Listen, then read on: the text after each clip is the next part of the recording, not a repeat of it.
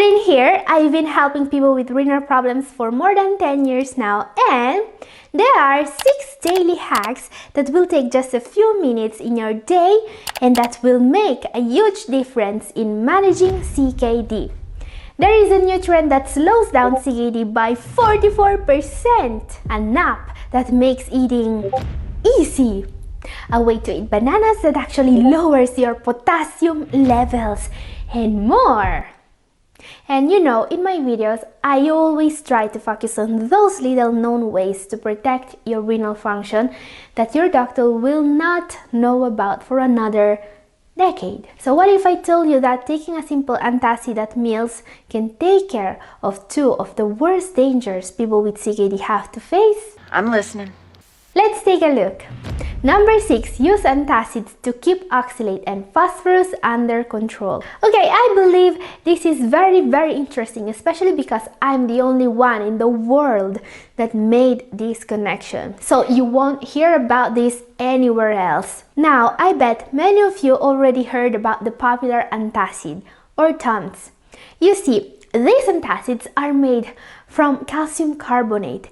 This is extremely interesting because calcium carbonate sticks to the phosphorus in the foods you eat. The phosphorus is then removed through the bowel, effectively stopping your body from taking extra phosphorus in. This is extremely helpful. Phosphorus is the reason why dairy is restricted. When this mineral accumulates, the body will pull out calcium from the bones. High phosphorus levels are also associated with a faster decline in kidney function and higher chance of death. So taking a couple of Tums at meals can make a huge difference for your kidneys. It may also mean that a little bit of cheese or milk may be on the menu again if your phosphorus levels are under control. But there is more. You see, some kidney patients, especially those who have to follow a water allowance, are also at risk for oxalate stones, so they may have to avoid extremely healthy foods such as spinach, rhubarb, beets, legumes, and nuts. Taking calcium supplements with these foods can make a huge difference because dietary calcium is also going to prevent oxalate from crystallizing in the kidneys.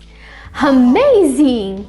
In short, take between 800 and 2000 milligrams a day of calcium carbonate during the main meals to hack your phosphorus and oxalate intake. What's more, you don't need to buy the brand name Tums. Food-grade calcium carbonate is also sold in powder or pills and costs pennies. As usual, you should discuss the correct dose and safety with your doctor. Calcium carbonate is, however, very safe. Number 5, use fiber to lower your serum potassium. Okay, let's hack now the other mineral people with kidney problems need to tackle: potassium. If your doctor told you to avoid bananas, potatoes, tomatoes, and avocados, well, that may be finally over. You see, it's now proven that the reason why some patients have too high serum potassium is not the diet. 2023 CKD guideline went one step further and is now telling doctors to double check that their patients are not constipated, among other things, before restricting potassium.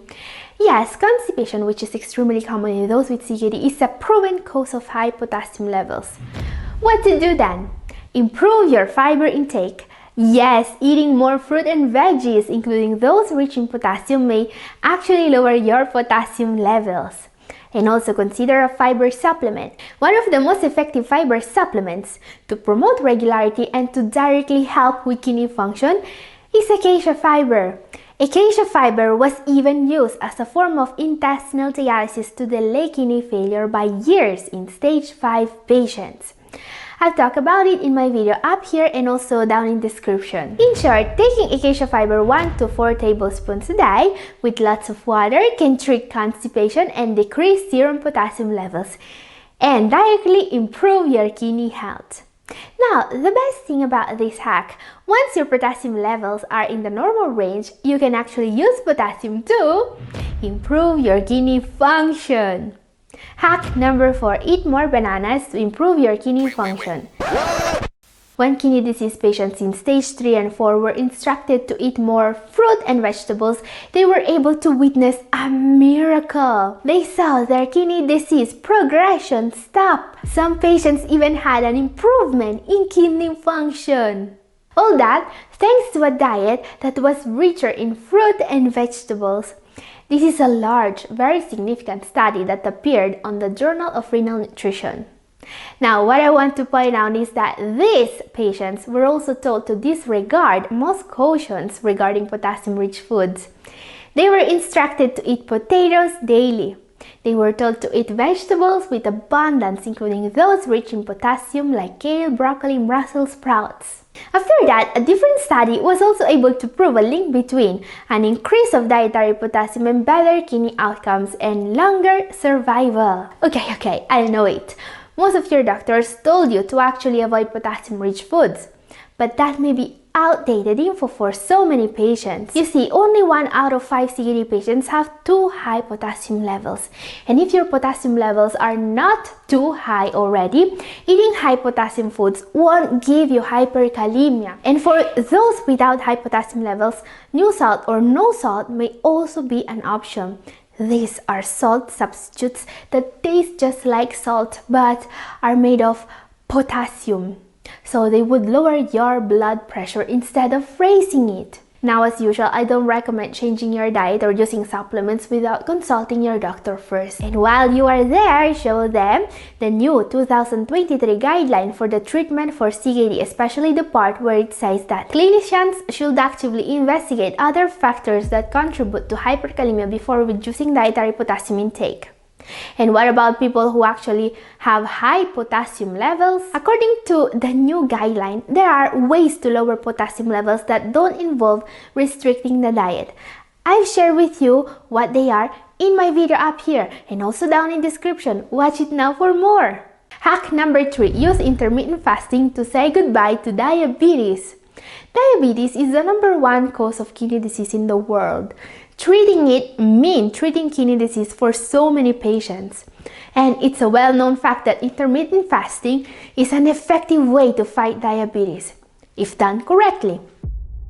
And it can help people without diabetes too, because it's a good strategy to lose weight, control high blood pressure, and cholesterol levels. A recent trial is even showing that intermittent fasting may be used, at least in certain patients, to reverse type 2 diabetes. In this study, 17 out of 36 patients with type 2 diabetes were able to achieve remission from diabetes. That happens when the patient has HbA1c level of less than 6.5% for at least 3 months after discontinuing all anti-diabetic medications. Now, this result may sound amazing, but we should consider that this study also comes with some limitations. These patients were all selected because the researchers believed that those particular patients were more likely to be able to reverse diabetes. And yet, these researchers were able to prove their point, to prove that diabetes can be reversed with intermittent fasting. IF in short. This is amazing. Don't get me wrong, but IF also comes with several dangers. You see, the risk of hypoglycemia, too low blood sugar levels, is pretty high when doing IF. And there is also a large body of evidence linking skipping meals and IF to more incidents of kidney problems, especially but not just in people with diabetes. A different study even found a link between the number of breakfasts someone makes per week and CKD incidents. Researchers motivated these findings by indicating several studies that already link low meal frequency and skipping breakfast with an increased risk of coronary heart disease, metabolic syndrome, and diabetes. They also remarked that spending too much time in a fasted state and without drinking water are also causes of kidney damage. So does that mean that intermittent fasting is bad for you? Well, not necessarily. You see, intermittent fasting is not the same as skipping meals. Intermittent fasting is a dietary tool, a way to lose weight, and it only helps if it's used to restrict caloric intake in a controlled and well-planned way. On the other hand, if we fast for too long, maybe because we're too busy to eat and drink water, and without restricting caloric intake, well, we may incur in the risk of damaging the kidneys. In short, if you have diabetes, you can hack your diet with intermittent fasting and beat diabetes. Just be careful and get informed before starting. Now guys, let me know in comment section if you want to know more about how to reverse diabetes with this particular diet. I could make a whole video about it with a practical strategy you could use as a blueprint to make your own dietary plan. So let me know. And dietary plans are never easy with CKD, with diabetes, but they are 100% needed. But what if I told you there's a hack to make your diet way easier to set up and follow? Yeah, that's our number 2. And actually, it's not a hack. It's more an app.